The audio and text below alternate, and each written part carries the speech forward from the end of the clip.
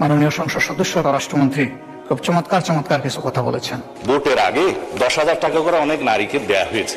লাইনে আমার এক ভোটার জিজ্ঞেস করছে, আমার এক কর্মী, মা আপনি কোথায় দিলেন? বলছে যে বাবা, কোরআনের দল না দিলে তো জান্নাতে যাওয়া যাবে না, 10,000 টাকাও দিয়েছে, বলেছে এটা মাফ হয়ে যাবে, আরো 10,000 টাকা পাবো। এইভাবে মাননীয় স্পিকার মুনাস হিসাবে দাঁড়িপাল্লায় ভোট দিলে জান্নাত পাওয়ার নিশ্চয়তাও দিয়েছে। এই RDS প্রকল্পের মধ্যে কত হাজার কোটি টাকা ডিস্ট্রিবিউট হয়েছে জানেন? 22,000 কোটি টাকা ডিস্ট্রিবিউট হয়েছে। 11,000 কোটি টাকা আগে দেওয়া হয়েছিল, 5ই আগস্ট 2024 পরে নির্বাচনের এই বৈতরণী পার হওয়ার জন্য আরো 11,000 কোটি টাকা দেওয়া হয়েছে। এর কোনো হদিশ নেই যে এখান থেকে জামাত ইসলামী হাজার হাজার কোটি টাকা নিয়ে যাচ্ছে। উনি কত 11,000 কোটি টাকার একটা রেফারেন্স দিয়েছেন। কে নিয়েছে এটা? আমি, আমার সহকর্মীরা? যদি এরকম হয়, দলের ফান্ডে যদি 1 টাকাও আসে, আমি বলবো সার্চ লাইট দিয়ে এটা তালাশ করে আমাদের বিরুদ্ধে যেন অভিযোগ।